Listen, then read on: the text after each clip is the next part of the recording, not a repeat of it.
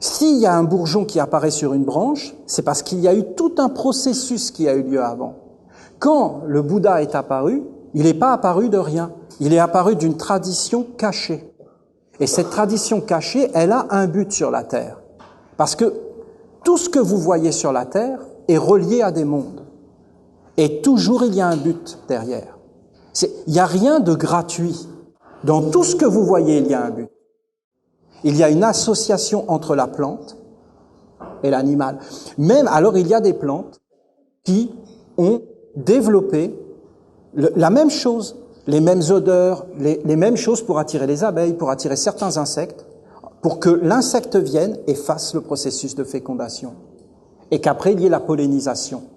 Alors, ces choses n'arrivent pas par hasard. Vous avez une fleur avec une odeur. Vous vous dites, ah, ça sent bon. Mais vous voyez pas que derrière, il y a des mondes et des mondes qui ont réfléchi pour arriver à la survie et à se propager. Et c'est pas du tout ce qu'on imagine comme ça en regardant. Il faut vraiment approfondir et approfondir. Et là, vous allez voir qu'il y a énormément d'influence. Eh bien, c'est pareil pour Bouddha ou pour Adolf Hitler. Adolf Hitler, il n'est pas apparu comme ça. Adolf Hitler, il a été mis au monde avec des intentions, avec des êtres qui ont tout fait pour que cet homme-là arrive là, s'empare du gouvernement et dirige le monde. Et amène sa semence sur la terre, parce que je peux vous dire qu'il a fécondé le monde. Il y a avant lui et après lui. Et le monde est complètement différent si vous regardez. De même un Jésus lorsqu'il est apparu. Alors, dans notre vision du monde, qui est la vision des Esséniens, Bouddha n'est pas apparu de rien dans une famille de rois, mais en réalité, il a été enfanté par des Esséniens. Sa naissance, comment il a été éduqué, tout a été préparé pour qu'il atteigne l'illumination. Il a été éduqué. Si vous pensez que les choses vont se faire par un monde divin, vous vous trompez. Sur la terre, rien n'est jamais arrivé par un monde divin. Ce qui est arrivé par un monde divin, c'est la nature. La nature est divine. Vous pouvez aller dans la nature, vous allez voir un être vrai. Vous allez voir des vrais arbres, vous allez voir un monde, vous allez voir de l'eau qui coule. Ça va vous régénérer, ça va vous parler.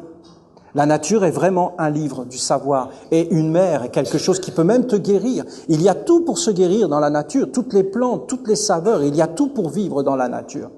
Alors, cette chose est divine. La nature est la manifestation divine, ce qu'a dit l'Égypte.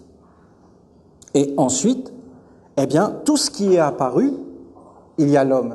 Et si vous voulez faire apparaître le monde divin, alors il faut mettre tout en œuvre pour le faire apparaître. Et dire que c'est apparu de rien, non. Et si vous regardez derrière tous ces êtres, eh bien vous verrez les mêmes expériences.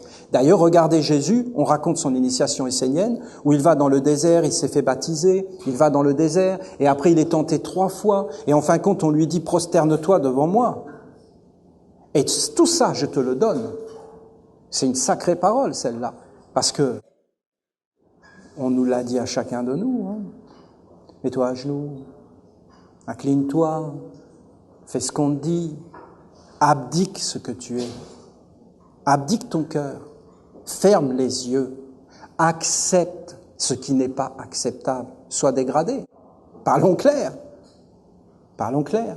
Vous savez, quand ils ont bombardé Hiroshima et toutes ces villes, ils ont mis un mal nécessaire, je ne me rappelle plus, hein, que c'était nécessaire, mais c'est jamais nécessaire, la barbarie, la sauvagerie.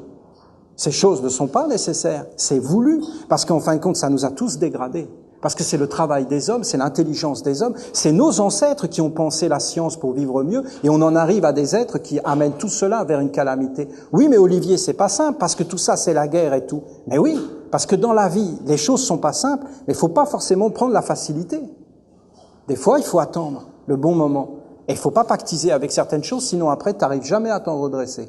Alors pourquoi j'ai écrit des livres sur le Bouddha? Parce que je veux dire le point de vue des Esséniens. Je respecte ceux qui disent autre chose, il n'y a pas de problème, mais il y a un autre point de vue.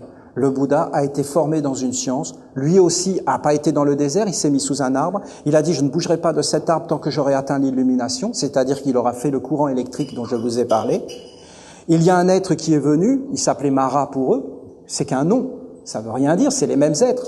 Les Anglais vont dire « love », les Français vont dire « love », les Allemands vont dire « Liebe », on parle tous de la même chose. Et on va pas s'embêter sur les mots, en réalité, c'est pas les mots qui comptent. Et cet être lui a offert ses filles à Bouddha. Il lui a pas dit de se prosterner.